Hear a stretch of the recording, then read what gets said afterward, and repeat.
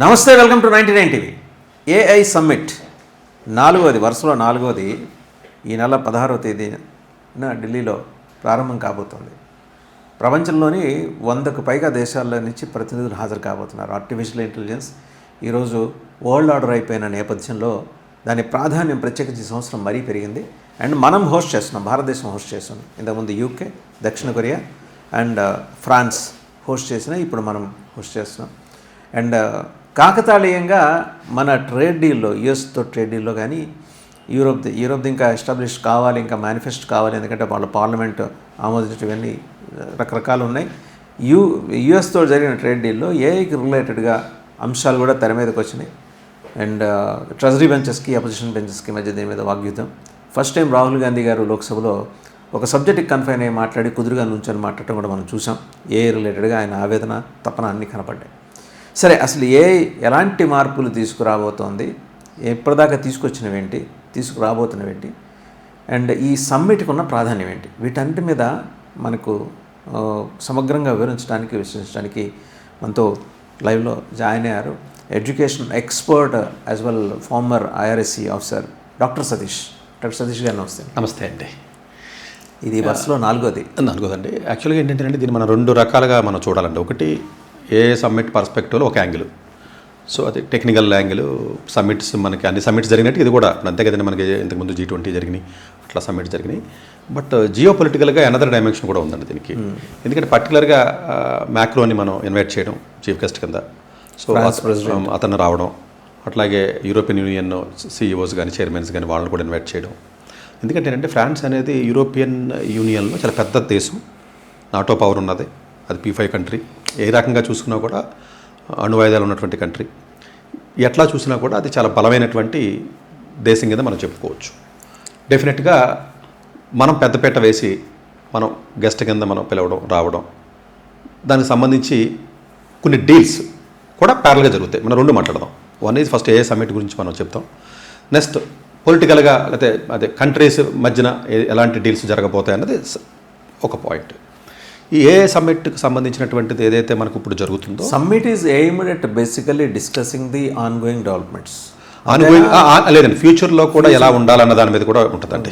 అంటే బేసికల్గా అంటే త్రీ పీస్ అంటామండి. యాక్చువల్గా అంటే 3 P's అండి. వాళ్ళు చెప్పేది ఏంటంటే ఒకటి people, planet, progress.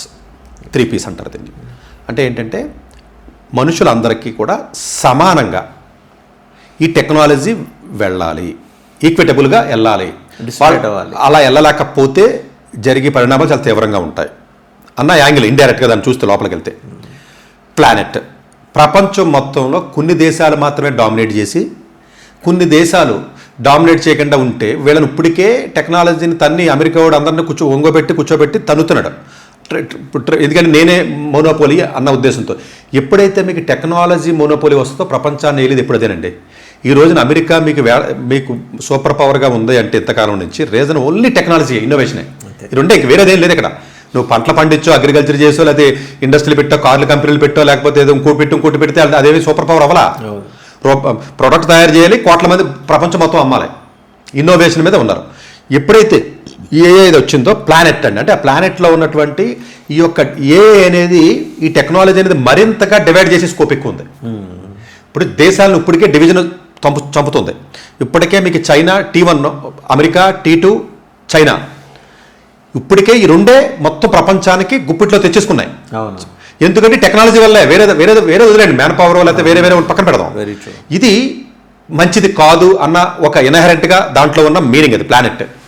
Next progress. ఈ ప్రోగ్రెసింగ్ అయ్యేటప్పుడు అందరిని ఇన్వాల్వ్ చేయాలిరా బాబు. మీరు చేస్తూ సేఫ్టీని కానీ ఎథిక్స్ని కానీ పాటించకుండా ఇష్టం వచ్చినట్టుగా మనం టెక్నాలజీని తయారు చేసుకుంటూ పోయినప్పుడు దానిలో జాబ్ కానీ ఇప్పుడు యాంథ్రోపిక్ ఎప్పుడైతే మీకు వచ్చిందో దీని మీద కూడా ఒక డిసిషన్ తీసుకునే అవకాశాలు ఉన్నాయి. దాన్ని బ్యాన్ చేయాలా అన్న ఎజెండాలో కూడా ఒక ఐటమ్ ఉంది. జరుగుతుందా సార్? అంటే డిస్కషన్ జరుగుతుంది, డిస్కషన్లో కూడా ఉంది. ఎందుకంటే యాంథ్రోపిక్ CEO వస్తున్నాడు కదా, అతను వస్తున్నాడు. మీకు వచ్చేవాడు ఎవరైనా. So he is going to face the music. కాదండి, అంటే మీకు ఇప్పుడు మైక్రోసాఫ్ట్ కానివ్వండి, లేకపోతే ఆల్ఫాబెటా సత్యనారాయణ గారు కానివ్వండి, ఈవెన్ అడోబ్ కంపెనీ కానివ్వండి, లేకపోతే టాటా సన్స్కి సంబంధించి కానివ్వండి, మీకు ఆల్మోస్ట్ మేజర్గా ఉన్నటువంటి ఏ కంపెనీస్ ఏవైతే మనకు ఉన్నాయో అన్ని కంపెనీస్ నుంచి సీఈఓస్ అందరూ కూడా, ఈవెన్ ఎస్సీఎల్ టెక్ కానీ మొత్తం అన్ని కంపెనీస్ నుంచి మేజర్ వస్తారండి. First point. అనదర్ పాయింట్ ఏంటంటే అకాడమిక్స్ నుంచి రీసెర్చర్స్ని పిలిచారు, ఎంఐటీ నుంచి, ఓకే, ఈవెన్ సిఎంయు, ఈవెన్ సిఎంయు నుంచి కూడా రామిరెడ్డి గారు ఒక ఆయన వస్తున్నారు, లేకపోతే ఈవెన్ స్టాన్ఫర్డ్ నుంచి ఫీఫీ అని ఒక చైనీస్ ఆవిడండి. ఇలాగా ప్రఖ్యాతిగాంచినటువంటి యూనివర్సిటీస్ నుంచిలో దీనికి సంబంధించిన రీసెర్చ్ ఏదైతే జరుగుతుందో, ఈవెన్ రట్గర్స్ యూనివర్సిటీ ఇలాంటి యూనివర్సిటీ కూడా చాలా మంది ఇన్వైట్ చేస్తున్నారు. అంటే ప్లస్ స్టూడెంట్స్ని ఇన్వైట్ చేస్తున్నారు. 150,000 మందికి ప్రపంచంలోనే ఎక్కువ మందిని అకామిడేట్ చేసే విధంగా తయారు చేస్తున్నారు. చాలా గ్రేట్ విషయం అండి, చిన్న విషయం కాదు. 150,000 మంది ఇమాజిన్ చేయండి. సో ప్రగతి మైదానంలోనే చేస్తారు జనరల్గా, తెలిసిందే. ఇప్పుడు ఇలాంటివి జరిగినా అక్కడ చేస్తారు. It's a huge gathering sir, huge gathering. 300 పైనే ఎగ్జిబిషన్ స్టాల్స్, 550 మించి ప్లాన్ అండి. ఎన్ని రోజులు ప్లాన్ చేశారు? 16వ తారీఖు నుంచి 20 అండి. 16, 17, 18 ఏమో మొత్తం ఇవన్నీ ఈవెంట్స్ ఉంటాయండి. ఈవెంట్స్ అంటే ఎలా ఉంటాయంటే మీకు ప్లేనరీ సెషన్స్ కానీ, పాలసీ డిసిషన్స్కి సంబంధించిన సెషన్స్ కానీ, రీసెర్చర్కి సంబంధించినటువంటి మీటింగ్స్, సెర్చెస్ ఇలాంటివి కానీ, అంటే డివిజన్ అయిపోతాయండి. ఎట్ టైం జరుగుతూ ఉంటాయి. ఆల్మోస్ట్ 700 పైన జరుగుతూ ఉంటాయి సెషన్స్. 150,000 మంది, 550 ఏ స్టార్టప్స్ ఎగ్జిబిషన్, ఏరియా 70,000 స్క్వేర్ మీటర్ల ఏరియా, చాలా పెద్దదండి, చిన్న సమ్మిట్ ఏం కాదు. 100 కంట్రీల నుంచి ఇంతమందిని students, researchers, innovators, company startups plus politicians 60 మంది మినిస్టర్లు ఒక్కొక్క రాష్ట్రం నుంచి ఒకళ్ళు వేసుకున్నా. అంటే మీకు పొలిటీషియన్స్ మన భారతదేశం నుంచి వీళ్ళు కాకుండా వేరే విదేశాల నుంచి, ఈవెన్ చైనా నుంచి కూడా, మొత్తం చైనాలో ఉన్నటువంటి ఏదైతే మీకు ఈ టెక్నాలజీకి సంబంధించిన మినిస్టర్ ఎవరైతే ఉన్నారో చైనా, అన్ని దేశాల నుంచి కూడా మేజర్ స్టేక్ హోల్డర్స్ ఎవరైతే ఉన్నారో, ఆ డెసిషన్ మేకర్స్ ఎవరైతే ఉంటారో వాళ్ళందరినీ కూడా ఇన్వైట్ చేయడం జరిగింది. దాంట్లో మేజర్ ఆఫ్ కోర్స్ అట్రాక్షన్ అయితే మ్యాక్రాన్ ఉన్నట్టు పక్కన పెడదాం, అది మాట్లాడదాం ఇది అయిన తర్వాత. ఈ పర్టికులర్ సమ్మిట్లో మేజర్గా ఏంటంటేనంటే 7 థీమ్స్ తీసుకున్నారండి వాళ్ళు. అంటే ఇంక్లూసివ్గా ఉండాలి, మీ టెక్నాలజీ, లేకపోతే సస్టైనబుల్గా ఉండాలి, లేకపోతే ఏఏ for the science and engineering, లేకపోతే సైన్స్ లేకపోతే ఎంటర్ప్రైనర్షిప్ ఏ విధంగా ఉండాలి, ఇన్నోవేషన్ ఏంటి, plus partnerships, investments with partnerships, ఎవరెవరితో పార్ట్నర్షిప్ చేయాలి, కొలాబరేటివ్ వర్క్, ఎట్లాంటి కొలాబరేటివ్ వర్క్ ఎవరెవరితో కలిపి చేయాలి, ఎస్టాబ్లిష్మెంట్ ఎలా ఎస్టాబ్లిష్ చేయాలి, ఎట్లా చేయాలి, ఇట్లాంటివి ఏవైతే ఉన్నాయో ఒక 7 థీమ్స్ కింద పెట్టుకుని, ఆ 7 థీమ్స్ సంబంధించి human development, human capital development కానివ్వండి, ఇట్లాగా మొత్తం మీద ఒక 7 థీమ్స్ తీసుకుని ఒక బేసికల్గా ఒక ఆబ్జెక్టివ్తో ముందుకెళ్తున్నాం. ఈ ఆబ్జెక్టివ్ పర్స్పెక్టివ్లో కూడా యాక్చువల్గా మన వాళ్ళ ఉద్దేశం ఏంటంటే ఎట్టి పరిస్థితుల్లోనూ ఏ డామినేషన్ ఒక పక్కకి వెళ్ళకూడదు, సేఫ్టీ ఆస్పెక్ట్స్ని, ఎథిక్స్ని కూడా మెయింటైన్ చేయకపోతే ప్రపంచం చాలా విపరీతమైన ఇబ్బందులోకి వెళ్ళే అవకాశం ఉంది. ఒకే చోట డామినేషన్ అయితే ఎంప్లాయ్మెంట్ పోతే ఏంటి, ఈ 3 ఆస్పెక్ట్స్ మీద సమగ్రంగా చర్చ జరగాల్సిన అవసరం ఉంది. సరే డిసిషన్ మెయింటైన్ చేస్తారా, మెయింటైన్ చేయాలనేది వేరే విషయం. ఇప్పుడు చాలా డిసిషన్స్ వద్దని చెప్పినా కూడా, AK-47 వద్దని చెప్పినా ఎవడ మానలేదు, అణుబాంబు వద్దని ఎవడ మానలేదు. ఇప్పుడు చైనా డీప్ సీక్ వచ్చినప్పుడు ఎవడ మానమన్నా మానలేదు, ఇంకంతకుముందు డెవిన్ ఏ వచ్చినప్పుడు ఎవడ మానట్లేదు, ఉద్యోగాలు పోతున్నాయని చెప్పినా బట్ జరగడం మంచిది. అది వింటారా పక్కన పెట్టినా కూడా మానవాళికి ఇబ్బందికరమైన. మీరు చెప్పిన చాలా కీలకమైనది ఇంపార్టెంట్ పాయింట్ ఏంటంటే, ఒకచోటే డెవలప్మెంట్ సెంట్రిక్గా ఉండకూడదు. దానివల్ల ఏంటంటే ఆర్థిక విధ్వంసం జరుగుతుంది. అసలు ఇప్పుడే స్టార్ట్ అయింది. ఆంథ్రోపిక్ దెబ్బకి ఒక్క రోజులో $255 బిలియన్ ఆవిరైపోయింది. అండ్ మన కంపెనీలు, మన MNCలు భారత్ మొత్తం 7-8% షేర్స్ పడిపోయినాయి. ఇవాళ ఏంటంటే రేపొద్దున ఇప్పుడు ఆంథ్రోపిక్ ఇంపాక్ట్ వల్ల పేరెంట్ కంపెనీస్ నేరుగా వచ్చేస్తే సర్వీస్ ప్రొవైడర్స్ ఉంటాయండి, GCCs వస్తాయండి, గ్లోబల్ క్యాపబిలిటీ సెంటర్స్ ఏవైతే మీకు ఉన్నాయో వాళ్ళు వచ్చి నేరుగా డైరెక్ట్గా పెడతారు. పేరెంట్ కంపెనీకి సర్వీస్ చేస్తున్నాము అంటాడు, అంతే. అంతే అన్నప్పుడు ఎన్ని వేల మంది ఎఫెక్ట్ అవుతారు. వీళ్ళు ఏమంటారంటే, వీళ్ళ లాజిక్ ఏం చెప్తున్నారంటే, GCCలో జాబ్ వస్తాయి కదా అంటున్నారు. వచ్చిన ఫైనల్ ప్రొడక్ట్ వాడి ప్రొడక్టే, బేసికల్గా ఆడి ప్రొడక్టే కదండి. మనం కాదండి. ఇప్పుడు మీకు ఇంకా నేను ఇంకా ఓపెన్గా చెప్పాలంటే, ఇప్పుడు వచ్చి కంపెనీస్ ఏ సమ్మిట్కి ఒక్క మేజర్గా ఇండియన్ కంపెనీ ఇది సంబంధించి ఒక్క ఇండియన్ కంపెనీ మేజర్గా ఉన్నది లేదు కదా. గూగుల్ కానీ, మైక్రోసాఫ్ట్ కానీ, యాంథ్రోపిక్ కానీ, ఓపెన్ఏఐ, శామ్ ఆల్ట్మన్ వస్తున్నాడు, ఓపెన్ఏఐ కానీ, పెద్ద జైంట్స్ ఎవరైతే ఉన్నారో ఒక్కడు కూడా ఇండియన్ బేస్డ్ కంపెనీ లేదు, ఇండియన్ ఆరిజిన్ లేదండి. చిన్న ఉన్నాయి తప్ప పెద్ద లేవు. ఇప్పటికే డామినేషన్ ఉంది, అసలు మామూలు డామినేషన్ లేదు. అసలు మనం ఓన్లీ సర్వీస్ చేయడానికి తప్ప, కానీ ప్రపంచంలో అన్ని కంపెనీస్లో మేజర్ పొజిషన్లో ఉన్నాం. మనం సిఇఓల కింద ఉన్నామా, లేదా ప్రెసిడెంట్ ఉన్నాం, అది పక్కన పెట్టండి, సుందర్ పిచ్చే అందరూ ఉన్నారు. కానీ మనం జీతగాళ్ళ కింద ఎంప్లాయీస్ కింద అయిపోయాం. అదే మనమేమి కంపెనీని మనం స్థాపించలేకపోతున్నాం. ఆ పరిస్థితులు డెఫినెట్గా భారతదేశం ఇవ్వాలి. ఇది ఇంకొక బాధాకరమైన విషయం ఏంటంటే సందర్భం వచ్చింది కాబట్టి రీసెంట్గా ఒక 100 స్టార్టప్ కంపెనీస్ అమెరికా షిఫ్ట్ అయినాయి. మీకు మరి విన్నారో లేదు నాకు తెలియదు, కానీ 100 స్టార్టప్ కంపెనీస్ రీసెంట్గా షిఫ్ట్ అయిపోయినాయండి. ఇక్కడ పెడదాం స్టార్ట్ చేసిన తర్వాత కొన్ని ఇబ్బందులు రావడం వల్ల, గవర్నమెంట్ తరపు నుంచి సరైనటువంటి కోఆపరేషన్, సరైనటువంటి ఇబ్బందులు రావడం వల్ల 100 కంపెనీస్కి ఇన్వెస్టర్స్ సరిగ్గా దొరకకపోవడం వల్ల సిలికాన్ వ్యాలీ బే ఏరియా షిఫ్ట్ అయిపోయింది. 100 ఇమాజిన్ చేయండి, 100 కంపెనీస్ అంటే ఎంత పెద్దదో, ఎంత మనం ఉపాధి కోల్పోయాం. అంటే కాదండి, ఉపాధి ఒకటి ఏంటంటే ఇన్నోవేషన్ ఇది నేననేది ప్రొడక్ట్ బేస్ కదా, ప్రొడక్ట్ బేస్డ్ పోయింది కదా ఎంప్లాయ్మెంట్ అంతా. అంటే డెఫినెట్గానే అంటే ఇప్పుడు ఈ సమ్మిట్ జరుగుతుంది, కానీ భారతదేశం బాగా ఆర్గనైజ్ చేసి సక్సెస్ అవ్వాలని మనం మనస్ఫూర్తిగా కోరుకుందాం. ఎటువంటిది ఏం జరగకుండా డెఫినెట్గా సక్సెస్ అయితే మాత్రం భారతదేశం ట్రస్ట్ వర్తి పార్ట్నర్ అని మాత్రం నమ్ముతారండి ఇలా. But who is going to bell the cat in the summit? అంటే ఇప్పుడు వరల్డ్ ఎకనామిక్ ఫోరం ఆంథ్రోపిక్ని బ్యాన్ చేయాలి అనే ఆర్గ్యుమెంట్ అని ఎవరు టేబుల్ చేయబోతున్నారు అక్కడ సమ్మిట్లో? ఏమంటే ఇప్పుడు యుఎస్ ఎందుకు టేబుల్ చేస్తుంది, చైనా వాడు చేస్తే నువ్వు నీది ఎందుకు చేయమని అడుగుతారు. ఎప్పుడు అంటే చిన్న దేశాలే టేబుల్ మీద మాట్లాడితే ఆ వాయిస్ ఎంతవరకు అన్నది. ఇప్పుడు పెద్ద దేశం వాడు చేశాడు అనుకుందామండి, మీరు చెప్పిన లాజిక్ ప్రకారం యాంథ్రోపిక్ని చేయాలని ఎవడంటాడండి? పెద్ద దేశం అంటే మరి అయితే నువ్వు చేసింది కూడా చేయ మరి అని అడుగుతారు. కాబట్టి పెద్ద దేశం ఎవడు నోరిప్పడో, చిన్న దేశాల వాళ్ళే ఎవడ మాట్లాడాలి. ఎవడ నీలాంటి నాలాంటి లేకపోతే వేరే దేశం వాడు టెక్నాలజికల్గా బాగా డీప్గా ఉన్నటువంటి లేని వాళ్ళు ఎవరైతే ఉన్నారో వాళ్ళు మాట్లాడాలి తప్ప పెద్దగా ఉన్నట్టు ఎందుకు మాట్లాడతాడు? ఈవెన్ సౌత్ కొరియా కూడా మాట్లాడతాడు. ఇప్పుడు ఓకే, ఒక 10-15 కంట్రీస్ 100 కంట్రీస్ అటెండ్ అవుతున్నాయి. 15 కాదు, ఒక 30-40 కంట్రీస్ వాళ్ళ అబ్జెక్షన్ రైజ్ చేసి ఒక రెజల్యూషన్ పాస్ చేస్తే does it have any sanctity అండి రెజల్యూషన్? మీకు ఇదే వాస్తవం అయితే క్లైమేట్కి సంబంధించి, ఎన్విరాన్మెంట్కి సంబంధించిన ఈవెన్ ప్యారిస్ ఒప్పందం కానీ చాలా ఒప్పందాలు మీరు వినే ఉంటారు, చూశారు, చాలా ఎన్నోసార్లు మాట్లాడి ఉంటారు. G20 సదస్సులోని G7 సదస్సులో జరిగే డిస్కషన్స్ కానీ, లేదు ఇజ్రాయెల్కి సంబంధించినటువంటి గాజాకు సంబంధించినటువంటి అమెరికా ప్రెసిడెంట్ ట్రంప్ గారి మధ్యలో కూర్చొని చేసినటువంటి ఒప్పందాలు కానీ, ఏ ఒప్పందం అయినా సరే మాట్లాడిన తర్వాత ఈవెన్ ఇరాన్కి సంబంధించినటువంటి ఒప్పందాలు తీసుకున్న పెద్ద ఒప్పందాలే. ఇది చాలా చిన్నదండి, యాంథ్రోపిక్ అనేది చాలా పెద్ద ఒప్పందాలు కూడా ఎక్కడన్నా తర్వాత ఇంప్లిమెంటేషన్ అవ్వడం మీరు చూసారా? First point number 1. Another point ఏంటంటే ఇలాగ టెక్నాలజీకి సంబంధించి చెయ్యకూడదని చెప్పి ఇంతకుముందు టెక్నాలజీస్ వచ్చినప్పుడు కూడా చెప్తున్నాం మనం. ఇప్పుడు ఏం చెప్పాము? ఇదే ఇప్పుడు ఇండియాలో ఏం చెప్పాము? ఈ టెక్నాలజీ వస్తే లేబర్ ఇంటెన్సివ్ మార్కెట్ బాబు మందే, నువ్వు టెక్నాలజీలన్నీ పట్టుకొచ్చేస్తే ఇలా రోబోలు లేకపోతే అగ్రికల్చర్ మిషన్లో పట్టుకొస్తే ఇక్కడ లేబర్కి పని ఉండదు, ఇవి మనం చెయ్యకూడదు అని చెప్పేసి మనం అనుకున్నా. ఆడేమన్నాడు? నువ్వు ఆపావు. ఇప్పుడు కాదండి, అమెరికా ఏమని తెలుసా, టెక్నాలజీని ఇలా వస్తే ఇబ్బంది అవుతుంది ఆపమని అడిగితే, నేను ఆపితే చైనా వాడు వస్తున్నాడు కదా మీరు ఆపగలని అడిగాడు. ఇదే మాట అండి. న్యాచురల్ అడిగాడు, మీరు చైనాలో ఆపండి అని అడిగాడు. ఇప్పుడు ఇది వచ్చింది కదా, నువ్వు చైనా డీప్ సీక్ని ఆపగలిగామా లేకపోతే వేరే ఇప్పుడు ఎవరు ఏది ఆపగలిగారు? ఇప్పుడు జీపీయూస్ ఉన్నాయండి. ఇంకొక సమ్మిట్లో ఇంకొక పాయింట్ అండి, నాకు మర్చిపోయాను.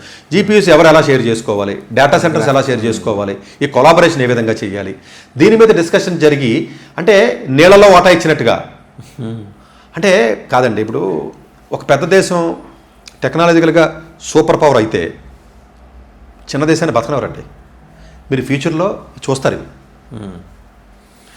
డెఫినెట్గా ఇది మంచి పరిణామం కాదు. అన్ఫార్చునేట్గా ఏం జరుగుతుందంటే డబ్బులు ఉన్నవాడిగా డబ్బులు, స్టేటస్ ఉన్నవాడిగా స్టేటస్. ఎప్పుడు చూడండి అన్నీ ఉన్నవాడికి ఇంకా ఎకనామిక్ ఇన్ఈక్వాలిటీస్ బాగా పెరిగిపోయినాయండి. బాగా పెరిగిపోతాయి కూడా, ఇంకా పెరిగిపోతాయి. అంతే కదండి. ఇప్పుడు మీ దగ్గర టెక్నాలజీ ఉందండి, నాకు అమ్మాలి, మొత్తం నాదంతా ఇస్తే రూపాయి వస్తువు 100 రూపాయలైనా నేను కొనాలి కదా. అంతే, ప్రోడక్ట్ మీది కదా, నాది కాదు కదా. ఏమంటే ఇప్పుడు యూట్యూబ్ ఇండియా బ్యాన్ చేసాము, డబల్ ద రేట్ మీరు పే చేస్తే తప్ప ఏమంటే చచ్చినట్టు ఇస్తాం కదా మనం. యూట్యూబ్ మంద కాదు కదా.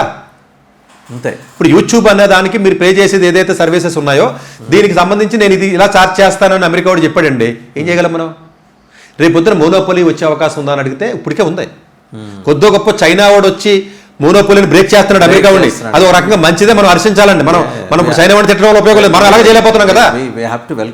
కరెక్ట్, అదే చెప్తున్నాండి. మనం ఎలాగ వెళ్ళకపోతున్నాం కదా, వాడిని బ్రేక్ చేస్తున్నాడు కానీ ఆడని భయపెట్టిన ఉంటే మనమేమీ చేయలేం కదా. ఇప్పుడు వాడిని తిట్టుకుంటే ఉపయోగం ఉంది, మన చైనా వాడిని తిట్టుకుంటే ఉపయోగం ఉంది, లేదా మరీ మోనోపోలీ అయిపోతాడు యూఎస్డు. అంతే కదండి. సో డెఫినెట్గా ఈ సమ్మిట్లో అయితే మాత్రం అంటే ఏఐకి సంబంధించినటువంటి ఒకటండి, భారతదేశ ప్రభుత్వం కూడా ఏం చెప్తుందంటే 4 ఆస్పెక్ట్స్ చెప్పింది. ఏఏ ఫర్ గవర్నెన్స్, డెఫినెట్గా ఏఏ ఫర్ గవర్నెన్స్, ఏఏ for health and education, ethics and safety, innovation and investments. బేసికల్గా ఈ 4 అండి, 4 వర్టికల్స్ ఆహ్వానించదగిన ఇది చేస్తూ ఈ సేఫ్టీ ఎథిక్స్ మీద ఎక్కువ ఫోకస్ పెట్టాలండి, పెడదాం చెప్తున్నారు. ఎందుకంటే చాలా ఇంపార్టెంట్ అది. ఈ సేఫ్టీని మీరు బౌండరీస్ గీకంట టెక్నాలజీని కనిపెడితే ఎప్పుడు డేంజర్ అండి. మీరు బౌండరీ ఉండి తీరాలండి. AK-47 కనిపెట్టినప్పుడు అందరూ గొప్ప అన్నారు, అణుబాంబు కనిపెట్టినప్పుడు గొప్ప అన్నారు, దాన్ని మిస్యూజ్ ఎక్కువ చేస్తున్నారు మామూలుగా ప్రాపర్గా యూజ్ చేయడం అంటే. Very true. Right sir. So definitely let us hope so మీరు చెప్పిన 4 పాయింట్స్ మీద గవర్నమెంట్ ఆఫ్ ఇండియా ఫోకస్ చేసింది కాబట్టి వాటి మీద థర్స్ట్ తోటి అక్కడ డిస్కషన్ జరుగుతుంది. ఈవెన్ ఫ్రాన్స్ అధ్యక్షుడితో కూడా మీకు మంచి డీల్స్ కూడా మ్యాక్రోతో మంచి డీల్స్ జరుగుతాయండి. నేను అనుకోవడం ఏంటంటేనంటే ఇప్పుడు రాఫెల్దే ఆల్రెడీ ఒప్పందం మీకు చూసే ఉంటారు, 114, 112. And I believe through sources అంటే they are ready to transfer the technology. ఇక్కడే మనం పెట్టుకుంటాం, అన్ని మనం తయారు చేసి టెక్నాలజీని ట్రాన్స్ఫర్ చేస్తానని చెప్తున్నాను. నాకు తెలిసి 35 బిలియన్లు ఎంతోనండి అది రఫ్గా 35 బిలియన్లు. నాకు తెలిసి భారతదేశం చేసే అతిపెద్ద డీల్ అండి ఇది, డిఫెన్స్ డీల్. 35 బిలియన్ల డీల్ జరుగుతుంది. డెఫినెట్గా దానికి సంబంధించినటువంటి ఒప్పందం జరిగే అవకాశం ఇప్పుడు ఈ సమ్మిట్లో ఉంది. రెండో పాయింట్ ఏంటంటే ఈ టెక్నాలజీ పరంగా ఏదైతే మీకు ఉంటుందో ఏ పర్స్పెక్టివ్లో కూడా యూరోపియన్ యూనియన్ ట్రంప్ కాడి దెబ్బకి మొత్తం అంతా చిన్న గొడవలు ఉన్న సర్దుకుని మొత్తం అంతా యూనిటీ ఇచ్చేసారు వాళ్ళు. ఇంతకుముందు లేని యూనిటీ ఉంది ఇప్పుడు యూరోపియన్ యూనియన్కి అయితే ఇప్పుడు వచ్చింది. ఇప్పుడు అంతే కదండి, ఈ డెన్మార్క్ ఎఫెక్ట్కో లేకపోతే సరే గ్రీన్లాండ్ వాళ్ళందరూ కలిశారు. అది మంచి పరిణామమే. డెఫినెట్గా అది భారతదేశానికి దగ్గర అవడం అనేది ఏదైతే ఉంటుందో డెఫినెట్గా అది మంచి పరిణామమే. మనకి UAE నుంచి కూడా మనకు సపోర్ట్ వచ్చింది. డెఫినెట్గా కలుస్తున్నాయి. అండ్ GCC వాళ్ళు వస్తున్నారు, నెమ్మదిగా వస్తున్నారు. మనం ఉంది ఆల్మోస్ట్ అంటే గ్లోబల్ సౌత్ అండి, ఇది గ్లోబల్ సౌత్లో అతిపెద్ద మీటింగ్ అంటే ఇది.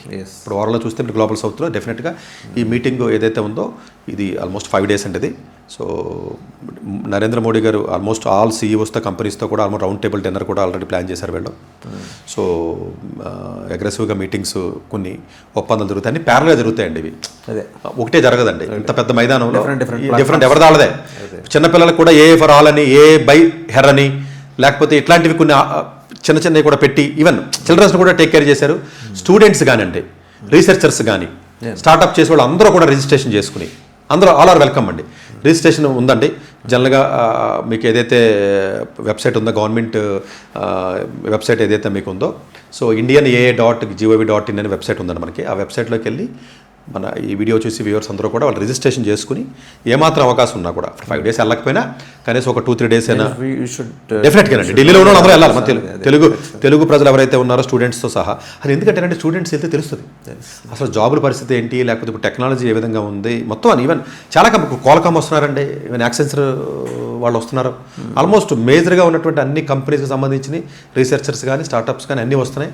సో డెఫినెట్గా ఈ ఆపర్చునిటీ ఏదైతే ఉందో ఇది మనం అంటే ఇది ఒక గోల్డెన్ ఆపర్చునిటీ అన్ని రకాలుగా కూడా. అంటే ఇండియా ట్రస్టబుల్ కంట్రీ, ఇండియాతో మీరు పార్ట్నర్షిప్ చేయండి, కలిపి మనం వర్క్ చేద్దాం అన్న ఒక రకమైనటువంటి సంకేతాన్ని అయితే మాత్రం డెఫినెట్గా ఈ సమ్మిట్ ద్వారా భారతదేశం ప్రపంచానికి డెఫినెట్గా ఇస్తుందండి. Right sir, thank you very much doctor Satish గారు. Thank you. సో చూశారు కదా, అంటే ఒక నావెల్ కాన్సెప్ట్ని ప్రజలకి విడమర్చి చెప్పడం డాక్టర్ సతీష్ గారు చేస్తున్న ప్రయత్నం అది. ఈరోజు మన పెనట్రేట్ అవుతుంది ప్రపంచంలో. మన దేశంలో కూడా ఈరోజు పార్లమెంట్తో సహా అందరం దాని మీద మాట్లాడుకుంటున్నాం. ఎఫెక్ట్ అయ్యాం, పాక్షికంగా ఎఫెక్ట్ అయ్యాం. రాబోయే రోజుల్లో అది సృష్టించబోయే పెను విధ్వంసం నుంచి అది బైపాస్ రోడ్లో వచ్చి సృష్టిస్తే దానికోసం ఒక ORR తయారు చేసుకోవాలి. ఆ తయారు చేసుకోవడానికి కావాల్సిన వేదిక రేపు February 16 నుంచి 20 మధ్య ఢిల్లీ ప్రగతి మైదానంలో జరుగుతున్న ఒక అద్భుతమైన కార్యక్రమం. అన్ని AI కంపెనీల CEOలు వస్తున్నారు, వారందరితో ప్రధాని సమావేశం అవుతారు. అన్నింటికి మించి పవర్ఫుల్ కంట్రీ నుంచి president Emmanuel Macron, France president, ఆయన వస్తున్నారు. Already we have arrived in an agreement with France over F-35s Rafales. So ఇంకా advancement and good governance, health and education, safety and security, వీటన్నిటి మీద మంచి డెలిబరేషన్స్ జరగాలి. ఉపాధి అవకాశాలు ప్రత్యామ్నాయంగా ఎలా పెరగాలనే అంశానికి సంబంధించి ఏఐని ఎవరు ఆపలేరు. పెరగాలనే అంశానికి సంబంధించి సుదీర్ఘమైన చర్చలు, తీర్మానాలు కూడా అక్కడ ఉండబోతున్నాయి. Thank you very much doctor Satish గారు.